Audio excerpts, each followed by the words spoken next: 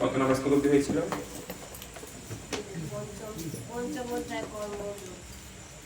কত নম্বর শ্লোক?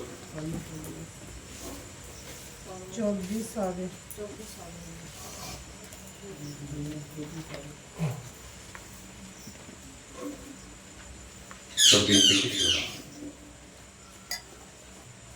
সবাই কি করে বলুন আমার পিছনে।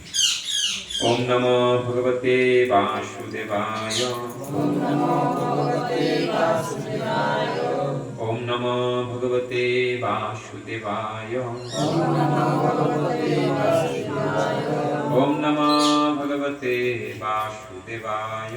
ওম নমো ভগবতে বাসুদেবায়। য অন্ত সুখ অন্তর রাম। য অন্ত সুখ য অন্ত সুখ অন্তরারাম। তথা অন্তর্জ্যোতি এব য। সযোগী ব্রহ্ম নির্বাণম। ব্রহ্মভূত অধিগচ্ছতি। এই শ্লোক হচ্ছে পঞ্চম অধ্যায় কর্মসন্ন্যাস যুগে 24 নম্বর। এই শ্লোকের বাংলা অনুবাদ আমার পিছনে পিছনে সকলে বলুন আপনারা। যিনি আত্মাতে সুখ অনুভব করেন, যিনি আত্মাতেই রমণশীল এবং আত্মাই যার লক্ষ্য, তিনি যোগী। তিনি ব্রহ্মে অবস্থিত হয়ে ব্রহ্ম নির্বাণ লাভ করেন।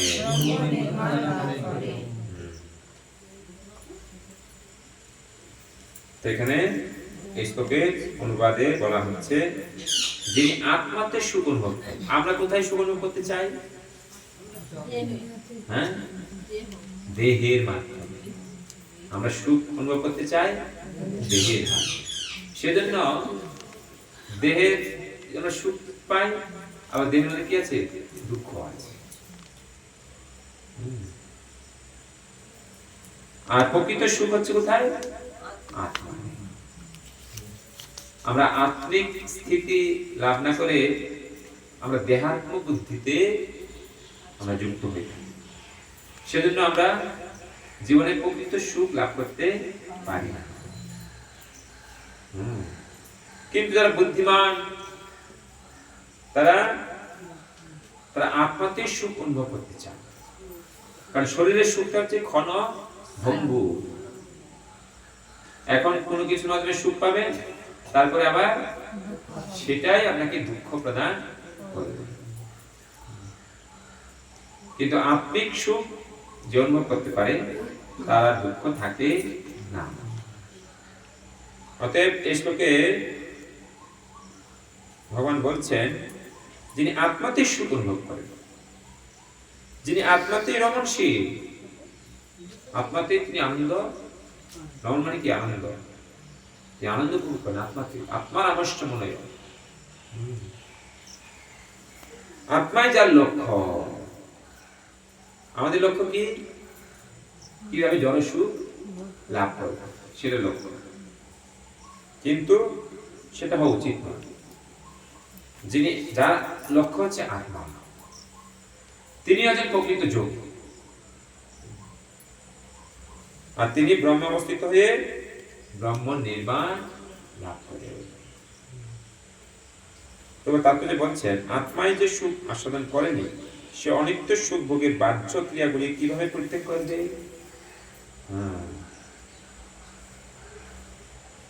যদি আমরা উন্নত স্বাদ আস্বাদন না করতে পারি, নিম্ন স্বাদ আমরা ত্যাগ করতে পারি না।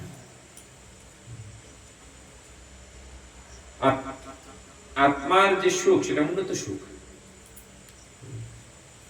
আর সেই সুখ আস্বাদন করার প্রয়াস আমাদের করা উচিত। তাহলে জড় জগতের যে তথাকথিত সুখ, সেই সুখের প্রতি আমাদের আকর্ষণ থাকবে না। এই জড় জগতের সুখ দুঃখের কারণ।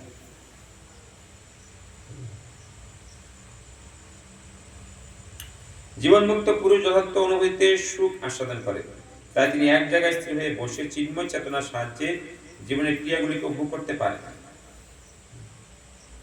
জীবন মুক্ত পুরুষ, যিনি জীবিত থেকেও মুক্ত, তিনি আত্মাতে রমণ করে, আত্মাতে আনন্দ উপভোগ করে, তিনি জীবিত থেকেও মুক্ত।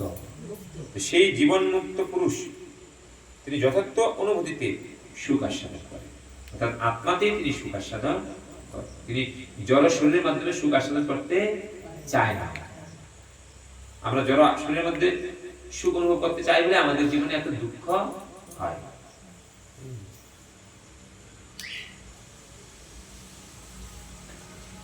এইভাবে তিনি চিন্ময় চেতনার সাহায্যে জীবনের ক্রিয়াগুলো উপভোগ করতে পারেন। তিনি জগতে সবকিছু করেন, বিভিন্ন রকমের কর্ম করেন, কিন্তু তিনি চিন্ময় চেতনা সম্পন্ন হয়ে করেন। তার কর্ম সাধারণ মানুষের কর্ম এক নয়। এই ধরনের মুক্ত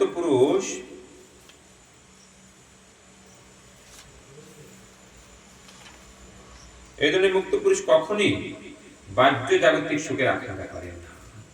জাগতিক সুখটা হচ্ছে বাহ্য সুখ, আর আত্মাকে কেন্দ্র করে যে সুখ সেটা হচ্ছে আভ্যন্তরীণ সুখ, আধ্যাত্মিক সুখ। যে সুখ কোনোদিন কি কমে না, যে সুখ দিন দিন বর্ধিত হয়।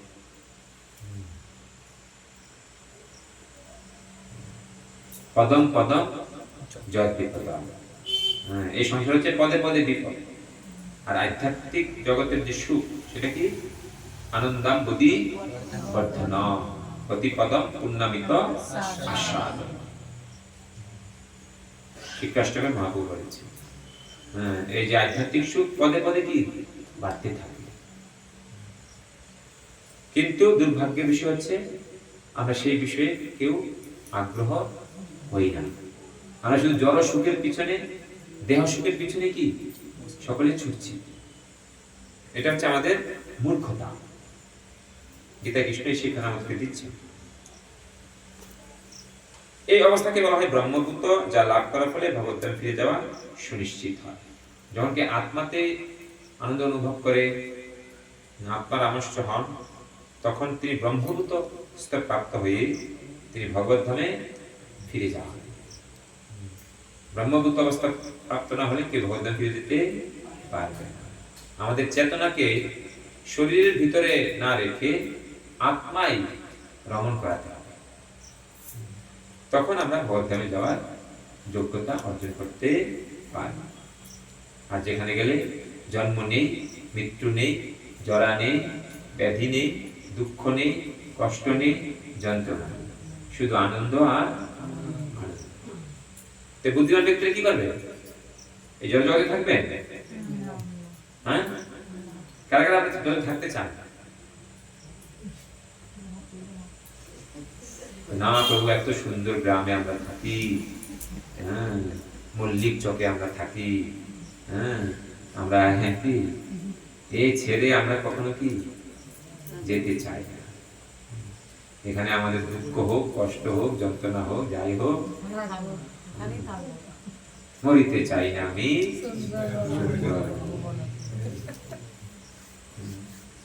এটা কোনো বুদ্ধিমানের কাজ নয়। বুদ্ধিমানের কাজ হচ্ছে এই বোঝা, যে সংসারটা হচ্ছে দুঃখালয়, দুঃখের আলয়। এখানে যতদিন থাকবো আমরা কি যতই সুখ লাভ করার চেষ্টা করি না কেন, দুঃখই পেতে হবে। কিন্তু এমন একটা স্থান আছে যেখানে গেলে দুঃখ সম্পূর্ণরূপে কি হয়ে যায়, নিরসন হয়ে যায়।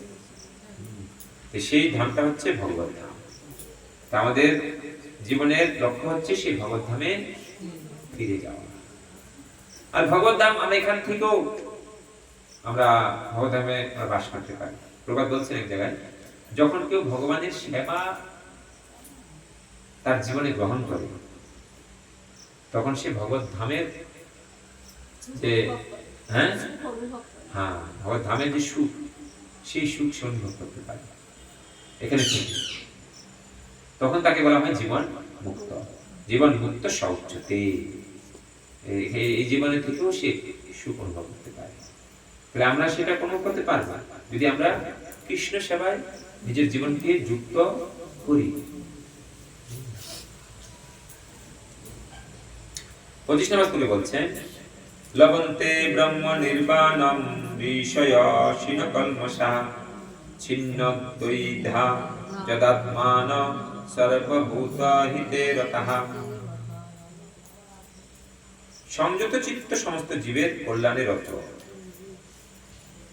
হ্যাঁ, সেই ব্রহ্মভূত স্তর যখন প্রাপ্ত হয় কেউ, তখন তার চিত্ত সংযত হয়, মানে মন সংযত হয়। এখন আমাদের মন সংযত আছে? হ্যাঁ, মন তো পাগল হয়ে গেছে। এখন আমাদের মন কি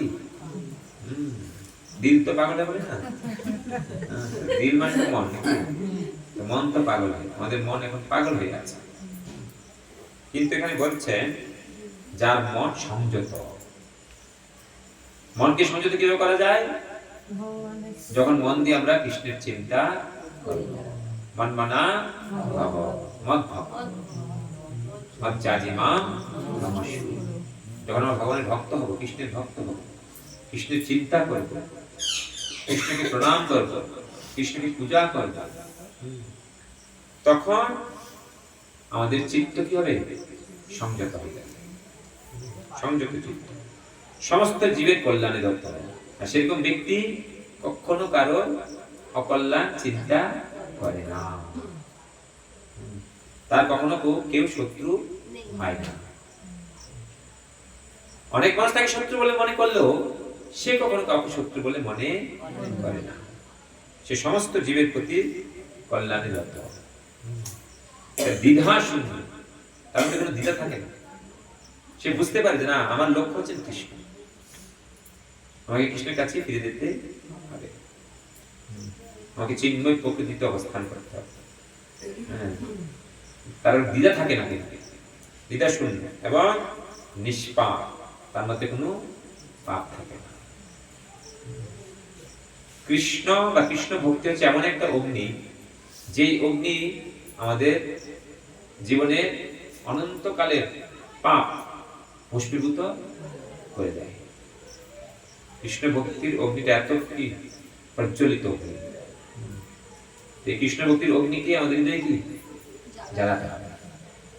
পাপ রূপ যে বিষয়গুলো আছে সব পুড়ে ছাই হয়ে যাবে। তাহলে দ্বিধা শূন্য এবং নিষ্পাপ ঋষিগণ ব্রহ্ম নির্বাণ লাভ করে। এইভাবে তারা ব্রহ্মে নির্বাণ। ব্রহ্ম নির্বাণ বলতে এখানে কৃষ্ণের প্রতি তার কি হয়? পূর্ণ শরণাগতি। ব্রহ্ম নির্বাণ মায়াবাদীদের মতো এটা না যে কি ব্রহ্মে লীন হয়ে যাওয়া। এখানে প্রবাদ বলছেন যিনি সম্পূর্ণভাবে কৃষ্ণ ভাবনা, ব্রহ্ম নির্বাণ মানে যিনি সম্পূর্ণরূপে কৃষ্ণ ভাবনা, তিনি কেবল সমস্ত জীবের মঙ্গল সাধন করতে পারে। কৃষ্ণ ভাবনায় ভাবিত না হলে আমরা কিভাবে স্বার্থপর হই, ঈর্ষাপরায়ণ হই, মাৎসর্য পরায়ণ হই। মাৎসর্য পরায়ণ ব্যক্তি কখনো অন্যের মঙ্গল সাধন করতে পারে না। সে নিজেরও ক্ষতি করে, অন্যেরও কি ক্ষতি করে। সে নিজে বুঝতে পারে না তার এই দুর্লভ জীবন সে কৃষ্ণ ভজন কৃষ্ণ ভক্তি করার জন্য পেয়েছে। সে মিছে মিছে এই জীবনটাকে কি সে অতিবাহিত করে। এইভাবে মনুষ্য জীবনের যে উদ্দেশ্য, মুখ্য উদ্দেশ্য, সে উদ্দেশ্য থেকে সে বঞ্চিত হয়ে যায়। যখন কোনো ব্যক্তি বুঝতে পারেন যে পরমেশ্বর ভগবান শ্রীকৃষ্ণ সবকিছুর উৎস, তখন সেই ভাবনায় ভাবিত হয়ে সম্পাদিত তার কর্মসমূহ সকলেরই মঙ্গল সাধন করে। যখন কেউ কৃষ্ণ ভাবে ভাবিত হয়, তখন সে যে কাজটাই করে সে কাজের জন্য তার নিজেরও মঙ্গল হয়, সংসারের সকলের কি মঙ্গল হয়। যেমন কৃষ্ণ ভক্তরা কি করেন? তারা কৃষ্ণ ভক্তি করেন আর সকলের কাছে গিয়ে কৃষ্ণ ভক্তি প্রচার করেন। যে কৃষ্ণ ভক্তি প্রচার হচ্ছে প্রকৃত পর উপকার। এই কৃষ্ণ ভক্তি প্রচারের মাধ্যমে সমস্ত জগৎ জীবের প্রকৃত মঙ্গল সাধন হতে পারে। সেজন্য যারা আমরা কৃষ্ণ ভক্ত হয়েছি বা হচ্ছি, আমাদের উচিত আমরা নিজেরা যেন সেটাকে ঐকান্তিকভাবে গ্রহণ করি নিজের জীবনে। তাহলে আমাদের জীবন সফল হবে, সার্থক হবে, আনন্দময় হবে। আবার এটা অন্যের কাছে কি পৌঁছে দাও, প্রচার করা, তাতে ভগবান আরো বেশি খুশি হয়। যদি আমরা মনের কাছে কৃষ্ণের ভাবনাটাকে প্রচার করি, সেটা আমাদের সকলকে কি করতে হবে? সেই সুযোগটা গ্রহণ করতে হবে। আমরা কথা বলতে চাই, আমাদের কথা বলার কি আছে? হ্যাঁ, টেন্ডেন্সি আছে। যদি কথা যদি বলতে হয়, তাহলে আমরা কৃষ্ণ কথা বলবো, সবার কাছে আমরা কৃষ্ণ কথা বলবো। মাপু বলেছেন না যে যারে দেখো তারে কহ, কৃষ্ণ উপদেশ আমার আজ্ঞায় গুরু হইয়া তারও এই দেশ। তুমি যাকেই দেখবে তাকে কৃষ্ণ কথা বলবে, আর সেই কৃষ্ণ কথা বলার মাধ্যমে তোমার নিজের মঙ্গল হবে, যে শুনবে তার মঙ্গল হবে। এইভাবে কৃষ্ণ কথা যেটা গুরু পরম্পরা ধারায় শুনছি, সেটাকে বলতে পারলেই আমরা গুরুর পদটি লাভ করি। ভগবান শ্রীকৃষ্ণ যে পরম ভোক্তা, পরম ঈশ্বর, পরম শরীর, সেই কথা ভুলে যাওয়ার ফলে মানুষ নানাভাবে কষ্ট পায়। এদের কষ্টের কারণ কি বলেছেন? কৃষ্ণ যে সবকিছু ভোক্তা, তিনি সবকিছুর ঈশ্বর, তিনি সবার শরীর। পঞ্চম অধ্যায় 29 নম্বর শ্লোকে এই কথাটা বলা হয়েছে। এই যে আমরা কয়েকটা শ্লোক পরে পেয়ে যাব, মুক্তারাম যোগ্য তপসাম সর্বলোক মহেশ্বর শ্রীরাম সর্বভূতানাম জ্ঞাত্যা মাম শান্তি পৃচ্ছতি। এই কথাটা এখানে বলছেন যে পরমেশ্বর ভগবান সবকিছুর উৎস, তখন সেই ভাবনে ভাবিত হয়ে সম্পাদিত তার কর্মসমূহ সকলেরই মঙ্গল সাধন করে। ভগবান শ্রীকৃষ্ণ যে পরম ভোক্তা, পরম ঈশ্বর, পরম শরীর, সেই কথা ভুলে যাওয়ার ফলে মানুষ নানাভাবে কষ্ট পায়। তাই সমস্ত মানব সমাজে এই চেতনাকে পুনর্জাগরিত করাই সর্বাপেক্ষা কল্যাণকর কর্ম। ব্রহ্ম নির্বাণস্থ লাভ না করলে এই পরম পবিত্র কর্ম সমাধান করা যায় না। কৃষ্ণ ভক্তের মনে শ্রীকৃষ্ণের পরমেশ্বরত্ব সময় কোনো সংশয় থাকে না। কৃষ্ণ ভক্ত জানেন যে কৃষ্ণ হচ্ছে স্বল্প কারণে পরম কারণ, এবং সেটা জেনে তিনি কৃষ্ণের চরণে পূর্ণরূপে শরণাগত হন। তখন তার সমস্ত সংশয় দূর হয়ে যায়, সমস্ত সন্দেহ দূর হয়ে যায়, তার মানে কোনো সংশয় থাকে না, কারণ তিনি সম্পূর্ণরূপে পাপ মুক্ত হন। কৃষ্ণ ভক্তির মাধ্যমে তার সমস্ত পাপ কি হয়ে যায়? বিদরিত হয়ে যায়। কৃষ্ণ ভক্ত বুঝতে পারেন, তখন তিনি কখনো কোনো জীবের প্রতি হিংসা আচরণ করেন না। শাস্ত্রে 4 প্রকার পাপের কথা বলা হয়েছে, যে কখনো কোনো জীবকে হত্যা করা উচিত নয়, কখনো কোন রকমের নেশা গ্রহণ করা উচিত নয়, পাপ। কখনো জুয়া খেলার সাথে যুক্ত হওয়া উচিত নয়, পাপ। কখনো অবৈধ সম্পর্ক করা উচিত নয়, সেটা একটা পাপ। এই 4টি পাপ কৃষ্ণ ভক্ত, এই 4টি পাপ থেকে কি হয়? মুক্ত হয়ে যায়। কৃষ্ণ ভাবনার দ্বারা ভাবিত হওয়ার মাধ্যমে এই পাপ থেকে কৃষ্ণ ভক্ত অচিরে মুক্ত হয়ে যায়। এটি দিব্য ভগবত প্রেমের প্রকাশ। যে মানুষ কেবলমাত্র মানব সমাজের জাগতিক কল্যাণ সাধন করার কাজে রত, সে প্রকৃতপক্ষে কারোর কল্যাণ সাধন করতে পারে না। কৃষ্ণ ভক্তির মাধ্যম ছাড়া জড়জাগতিক উপায় যদি কারোর কল্যাণ করতে চায়, কারোর উপকার করতে চায়, সেটা যথার্থভাবে কি সেটা উপকার করতে কেউ পারে না। কারণ কৃষ্ণ ভাবনা বিহীন সমস্ত মানুষই হচ্ছে ঈর্ষাবাদী। সে নিজের স্বার্থ ছাড়া কিছু বোঝে না। এই তথাকথিত মানুষকে দেখানোর জন্য যে কল্যাণ তারা করে, সেখানে তার নিজের স্বার্থকে সে কি সিদ্ধি করার চেষ্টা করে। সেজন্য ওই উপকার করলে তার নিজেরও কোনো মঙ্গল হয় না, আর যার উপকার, যাকে উপকার করছে তারও কি মঙ্গল হয় না। এই ক্ষণভঙ্গুর উপকার বা কর্ম তারা এরকম করতে থাকে। সে প্রকৃতপক্ষে কারোর কল্যাণ সাধন করতে পারে না। বাহ্যিক দেহ ও মনের সাময়িক উপশম কখনোই শান্তি দিতে পারে না। জীবন সংগ্রামে সমস্ত দুঃখ কষ্টের প্রকৃত কারণ হচ্ছে ভগবানের সঙ্গে জীবের মৃত্যু সম্পর্কে চরম বিস্মৃতি। যখন আমরা ভগবানকে ভুলে যাই, তখনই আমাদের সংসারে বা আমাদের জীবনে দুঃখ কষ্ট আদি কি বেড়ে যায়। কৃষ্ণ বলিয়া জীব অনাদি বহির্মুখ, অতএব মায়া তারে দেয় সংসারে দুঃখ। কৃষ্ণ বলিয়া জীব ভগবাঞ্ছা করে, নিকটস্থ মায়া তারে ঝাপটিয়া ধরে। তো এইভাবে কৃষ্ণকে ভুলে যাওয়ার কারণে জীবের কি দুঃখ কষ্ট বেড়ে যায়। আমরা যতদিন কৃষ্ণকে ভুলে থাকবো, আমরা না কৃষ্ণকে ভুলিনি, আমরা কৃষ্ণকে মনে করি। হ্যাঁ, কৃষ্ণ যদি মনে করে কৃষ্ণকে আপনি কৃষ্ণকে মানেন, তাহলে কৃষ্ণের কথাটাকে কি তার উপদেশটাকে আপনাকে মানতে হবে। কৃষ্ণকে মানলেন আর তার উপদেশ কি মানলেন না, গ্রহণ করলেন না, তাহলে কৃষ্ণকে মানা হলো? বাবাকে মানি, বাবার কথাকে কি মানি, বাবাকে মানা হলো? তদ্রূপ যেন কৃষ্ণকে মানি, কৃষ্ণ যে নির্দেশ দিচ্ছেন ভগবদ্গীতা, সেই নির্দেশগুলো আমাদেরকে পালন করতে হবে। তাহলে আমরা এই জগতের বন্ধন থেকে মুক্ত হতে পারব।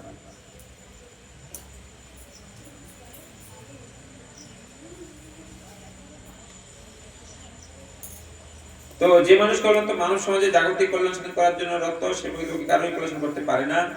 বাহ্যিক দেহ মনে সাময়িক উপশম কখনোই শান্তি দিতে পারে না। জীবন সংগ্রামের সমস্ত দুঃখ কষ্টের প্রকৃত কারণ হচ্ছে ভগবানের সঙ্গে জীবের নিত্য সঙ্গে চরম বিস্মৃতি। শ্রীকৃষ্ণের সঙ্গে তার নিত্য সঙ্গে কথা পূর্ণরূপে অবগত হওয়ার ফলে মানুষ জড়জগতের বন্ধন থেকে যথার্থ মুক্তি লাভ করে। এমনকি জড় দেহের মধ্যে অবস্থিত করলেও তিনি তখন মুক্ত হয়ে যান। তাহলে এটা হচ্ছে মুখ্য বিষয়। শ্রীকৃষ্ণের সাথে যে আমাদের নিত্য সম্পর্ক, সেই সম্পর্ক আমাদের পূর্ণরূপে আমাদেরকে অবগত হতে হবে। সেই সম্পর্ক যদি অবগত হয়, তাহলে কৃষ্ণের সাথে আমাদের কি একটা মধুর সম্পর্ক স্থাপিত হবে। আর সেই সম্পর্কের মাধ্যমে যখন তার সেবায় যুক্ত হব, তখন আমরা প্রকৃত জীবনের মুক্তি লাভ করতে পারব। তখন এই জীবনের থেকেও সে কি মুক্ত হয়ে যাবে। এই কথাটা এখানে এই শ্লোকে বলছে। 26 নম্বর শ্লোক। কাম ক্রোধ বিমুক্তানাং জ্যোতিনাং যত চেতসাম অভিতো ব্রহ্ম নির্বাণং বর্ততে বিদিতাত্মনাম। কাম ও ক্রোধ শূন্য সংযত চিত্ত আত্মতত্ত্বজ্ঞ সন্ন্যাসীরা সর্বত্রভাবে অচিরে ব্রহ্ম নির্বাণ লাভ করে। দেখো, যখন কেউ কৃষ্ণ মানে ভাবিত হয়, তখন সে কাম এবং ক্রোধ থেকে মুক্ত হয়ে যায়। কাম এষ ক্রোধ এষ রজগুণ সমুদ্ভব। এই কাম ক্রোধ থেকে আসে রজগুণ থেকে। যখন কৃষ্ণ মানে ভাবিত হয়, তখন সে রজগুণ থেকে প্রথমে সত্যগুণে প্রতিষ্ঠিত হয়, তারপরে সত্যগুণ থেকে শুদ্ধ সত্যগুণে প্রতিষ্ঠিত হয়ে ব্রহ্ম নির্বাণ লাভ করে সে ভগবানের কাছে কি ফিরে যায়। তাহলে এই কৃষ্ণ ভাবনা মিত্রই একমাত্র আমাদেরকে কাম এবং ক্রোধ শূন্য করতে পারে। তখন সংযত চিত্ত, তার মন সংযত হয়, আর সেই আত্মতত্ত্বকে সন্ন্যাসীরা সর্বত্রভাবে তারা ব্রহ্ম নির্বাণ লাভ করে।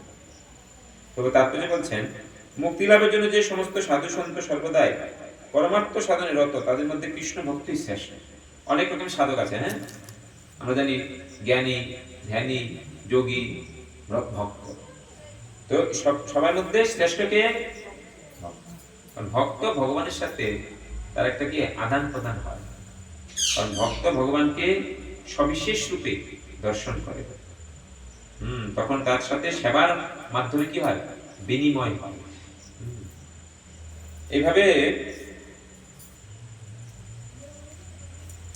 এইভাবে সে শ্রেষ্ঠ কৃষ্ণ ভক্ততে পরিণত হয়।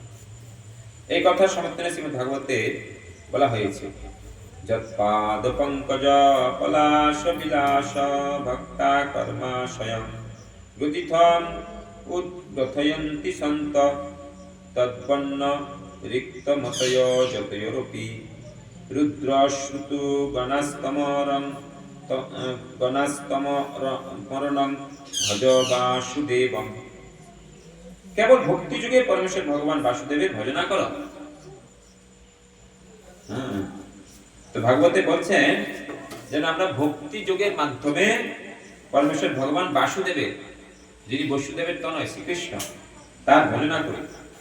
যারা সকাম কর্মের বদ্ধ মূল স্বরূপ বাসনা উৎপাদিত করে অপাকিত আনন্দের সঙ্গে ভগবানের পাদপদ্মের সময় রত আছেন, তাদের মতো সুষ্ঠুভাবে মহান মুনি ঋষিরাও ইন্দ্রবেগ দমন করতে পারে না। আমরা দেখতে পাই যে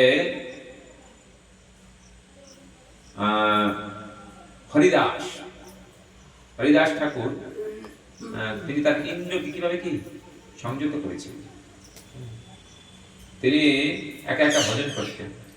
রাতের বেলা তার কাছে এক দুশ্চরিত্রা কি মহিলা এসে তাকে প্রলোভন করেছিলেন, কিন্তু তার কোন রকম কোন বিকার হয়নি। একদিন, 2 দিন, 3 দিন হরিদাসের মুখে হরিনাম শুনে সেই বেশ্যা কি গেলেন, ভক্ত হয়ে গেলেন। আবার আমরা দেখি অনেক মুনি ঋষিরা, সৌবরী মুনি, বিশ্বামিত্র মুনি, তারা হাজার হাজার বছর ধরে ধ্যান করে, যোগ করে তারা ইন্দ্রকে দমন করেছিলেন, কিন্তু একটা সময় তাদের ইন্দ্রিয় বাদ ভেঙে গেছে। বিশ্বামিত্র মুনি 60,000 বছর তপস্যা করেছেন। মেনকার পায়ের নুপুরের ধ্বনি শুনে তার সমস্ত সাধনা কি ভঙ্গ হয়ে গেছে। সৌবরী মুনি তপস্যা করার জন্য জলের নিচে চলে গেছে, যে কি এখানে থাকলে সমস্যা আছে, আকর্ষণ করে, জলের নিচে চলে গেছে। জলের নিচে হাজার হাজার বছর তপস্যা করেছে। একদিন দুটো মাছের মিলন দর্শন করে তার মধ্যে কামের উদ্ভব হয়েছে। ওখান থেকে এসে এক রাজার 50 জন কন্যাকে শুধু এইগুলো আমরা দেখতে পাই শাস্ত্র বর্ণনা। তাহলে এই ধ্যানী যোগীরাও কি তাদের কঠোর তপস্যা করে, তারা কিন্তু করেও তারা ইন্দ্রকে দমন করতে পারে। কিন্তু কৃষ্ণ ভক্ত ভক্তির মাধ্যমে তার প্রমাণ হচ্ছে, উদাহরণ হচ্ছেন কে, হরিদাস। আমরা দেখতে পাই এই কথাটা এখানে বলছেন।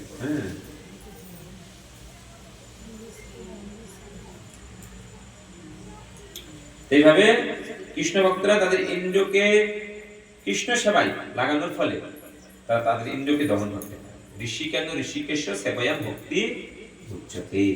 আমরা আমাদের ইন্দ্র দিয়ে ইন্দ্রের ঈশ্বর ভগবানের সেবা করব, কৃষ্ণের সেবা করব, তখন আস্তে আস্তে আমাদের ইন্দ্রগুলো কি দমন হয়ে যাবে। বদ্ধজীবের সকাম করে ফল ভোগ করার বাসনা এত প্রবল যে বড় বড় মনীষীরা বহু তপস্যার ফলে সেই বাসনাকে দমন করতে পারে না। কিন্তু ভগবত নিরন্তর ভগবান শ্রীকৃষ্ণ অপাকিত সময় নিযুক্ত হওয়ার ফলে আত্মোপলব্ধি করে অতি শীঘ্রই ব্রহ্ম নির্বাণ স্থান লাভ করে।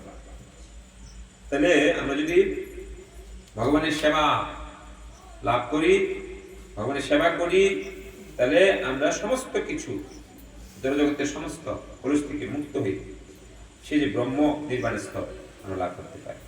পূর্ণরূপে আত্মতত্ত্ব জ্ঞান লাভ করার ফলে তিনি সর্বদাই সমাধিস্থ থাকে। সমাধিস্থ মানে ভগবানের চিন্তায় সবসময় তিনি কি নিমগ্ন থাকে। তিনি ভগবানের চিন্তা থেকে নিজেকে কখনো কি দূরে রাখেন না, সবসময় তার চিন্তায় মগ্ন থাকে। এই উপমামূলক উদাহরণ দিয়ে বলা হয়েছে, দর্শন ধ্যান সংস্পর্শন মৎস্য কুর্ম বিহঙ্গমা সৈন্য কৈত্যানি পুষ্ণন্তি তথাহমপি পদ্মজ। দর্শন ধ্যান স্পর্শের দ্বারা কেবল মাছ, কচ্ছপ, পাখিরা তাদের সন্তান প্রতিপালন করে। হে পদ্মজ ব্রহ্মা, আমিও তাই করি। ভগবান বলছেন ব্রহ্মাকে। যেমন কোন মাছ, কোন কচ্ছপ, অনেক পাখি তারা ধ্যানের মাধ্যমে, দর্শনের মাধ্যমে বা স্পর্শের মাধ্যমে তারা কি করে তাদের সন্তানকে প্রতিপালন করে। তো ভগবান বলছে আমিও দর্শন ধ্যান স্পর্শের মাধ্যমে আমি জগতের সবাইকে কি করছি, প্রতিপালন করছি, যারা হচ্ছে আমার সন্তান। মাছেরা কেবল দৃষ্টিপাতের দ্বারা তাদের সন্তান প্রতিপালন করে, কচ্ছপ ধ্যান করে তাদের সন্তান প্রতিপালন করে, সেই ডাঙ্গায় ডিম পেরে তারপর জলের মধ্যে তার ধ্যান করতে থাকে। তেমনি কৃষ্ণ ভক্ত ভগবত ধাম থেকে অনেক দূরে থাকলেও সর্বক্ষণ ভগবানের ধ্যান করার ফলে এবং সর্বক্ষণ কৃষ্ণ ভাবনায় তৎপর থাকার ফলে ভগবত ধাম প্রাপ্ত হয়। তাহলে আমাদের কৃষ্ণ ভাবনে কি হতে হবে? তৎপর হতে হবে। কোন সুযোগ যেন আমরা না ছাড়ি। ভগবান যে সুযোগটা আমাদেরকে দিয়েছেন, গুরু বৈষ্ণবরা শিল প্রভুপাদ আমাদেরকে যে সুযোগ দিয়েছেন, সেটা যেন আমরা যথাযথভাবে আমাদের জীবনে প্রয়োগ করি, কাজে লাগাই।